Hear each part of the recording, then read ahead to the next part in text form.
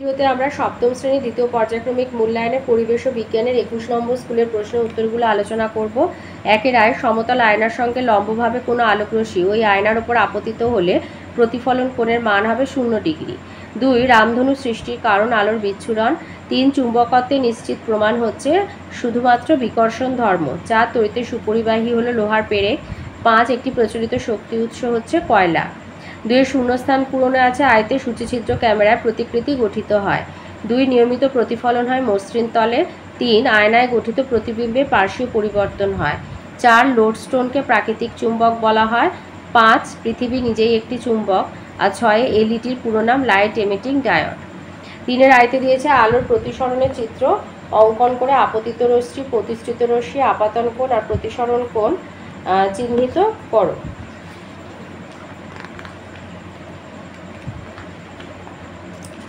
এই দুটো ছবি এঁকে দেবে, একটা ঘন মাধ্যম থেকে লঘু মাধ্যম আর একটা হচ্ছে লঘু মাধ্যম থেকে ঘন মাধ্যমে যাওয়ার চিত্র। এই দুটো চিত্র এঁকে দেবে আর এখানে যেভাবে লেখা আছে এখানেও লিখে দেখিয়ে দেবে।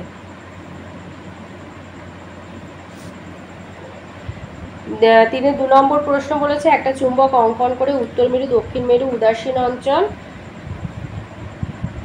আর জ্যামিতিক চৌম্বক দৈর্ঘ্য চিহ্নিত করতে বলেছে। তো এই ছবিটা আঁকবে, এই যে উত্তর মেরু, দক্ষিণ মেরু, উদাসীন অঞ্চল আর এটা হচ্ছে চৌম্বক দৈর্ঘ্য। এই যে NSটা হচ্ছে চৌম্বক দৈর্ঘ্য, এটা যেভাবে আছে এইভাবে পুরোটা এঁকে দেবে। 4-এ আসি। 4-এর আয়তে দিয়েছে সেল বা ব্যাটারি, সুইচ, তার আর বাল্ব সহযোগে একটি বদ্ধ বর্তনীর চিত্র অঙ্কন করো। তো এটা আঁকা খুব সোজা, এইভাবে একটা বাল্ব করে দেবে, দিয়ে এখানে একটা অ্যাক্সেলের ধরো একটা এখানে সেল বা ব্যাটারি কটা সেটা বলেনি, আমি একটাই ব্যাটারি দিলাম সেই জন্য। আর এটা বলেছে বদ্ধ বর্তনী মানে অন অবস্থায় থাকবে। তো এখানে একটা তার এখান দিয়ে জুড়ে দিলে, দিয়ে এইভাবে এর সাথে এই জুড়ে দিলে, তাহলে এটা লিখে দিলে এটা হলো বাল্ব, এটা হচ্ছে তার, এটা হলো সুইচ, পাশে অন লিখে দেবে, আর এটা হচ্ছে সেল। আচ্ছা, 4-এর 2-এ বলেছে একটি পরিবেশ বান্ধব শক্তির উৎসের নাম হচ্ছে বায়ু শক্তি আর বলেছে এটি ব্যবহারের দুটো সুবিধা লেখো। এটা তোমাদের বইয়ের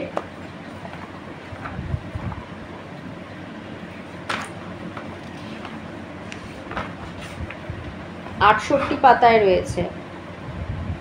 68 পাতায় রয়েছে। এই যে বায়ুর ব্যবহারে কী কী সুবিধা, এক হচ্ছে বায়ুর কোনো অভাব নেই, আর 2, একবার বায়ুকল বসালে দীর্ঘদিন চলবে।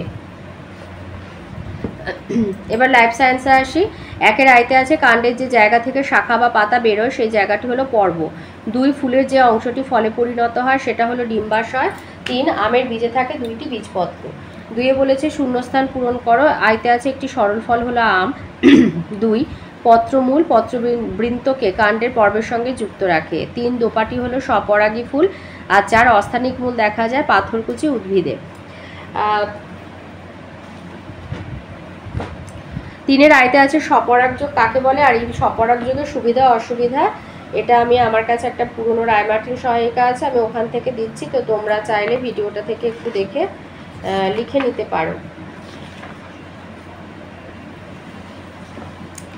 স্বপরাগযোগ কাকে বলে, যখন কোনো ফুলের পরাগরেণু সেই ফুলের বা ওই একই গাছের অন্য ফুলের গর্ভমুণ্ডে স্থানান্তরিত হয় তখন তাকে স্বপরাগযোগ বলা হয়।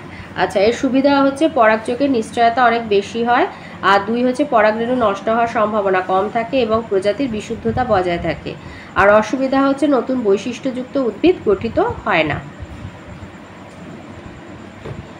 3-এ 2 নম্বর প্রশ্ন বলেছে অভিস্রবণ বা অসমোসিস কাকে বলে, এটা আছে তোমাদের বইয়ের 216 পাতায়। লিখবে অর্ধবেদ্য পর্দার মাধ্যমে কম গাঢ়ত্বের দ্রবণ থেকে বেশি গাঢ়ত্বের দ্রবণে দ্রাবকের অণুদের ছড়িয়ে পড়ার ঘটনাকে বলে অভিস্রবণ বা অসমোসিস। ওর সাথে রয়েছে জীবজগতে অভিস্রবণের দুটো গুরুত্ব।